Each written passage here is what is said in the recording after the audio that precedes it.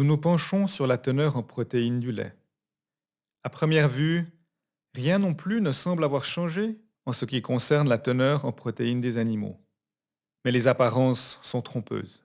Comme pour les valeurs seuil des teneurs en matière grasse et en urée du lait, des adaptations importantes ont également été effectuées dans ce domaine pour le nouveau contrôle laitier.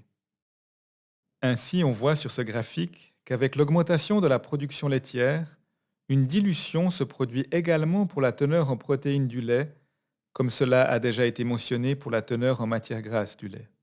Elle est prise en compte dans les nouvelles valeurs seuil, bien que la dilution ne soit pas aussi importante que pour la teneur en matière grasse du lait.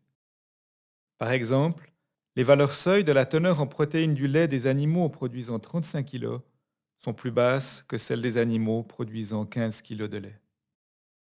De même, le nouveau contrôle laitier ne prévoit pas de seuil rigide pour la teneur en protéines du lait.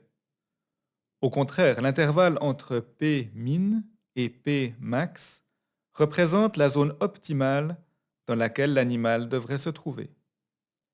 Les valeurs seuil pour la teneur en protéines du lait sont recalculées à l'aide de ces formules pour chaque animal et à chaque mesure afin de trouver les animaux qui présentent effectivement une teneur en protéines du lait trop faible ou trop élevée.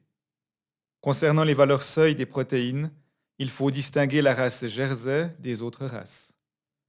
Comme celle-ci a des teneurs en protéines du lait plus élevées, une formule spécifique est utilisée pour déterminer ces seuils. Les teneurs en protéines et en matières grasses intégrées dans le RGP permettent d'identifier les animaux atteints de cétose. Nous y reviendrons plus en détail dans la cinquième partie. Si la teneur en protéines seule d'un animal est supérieure à P max, on peut craindre un apport énergétique excédentaire et donc un risque d'engraissement. Cela se produit surtout chez les animaux à partir de 200 jours de lactation. Si plusieurs animaux du troupeau sont concernés, il faut en rechercher la cause et y remédier.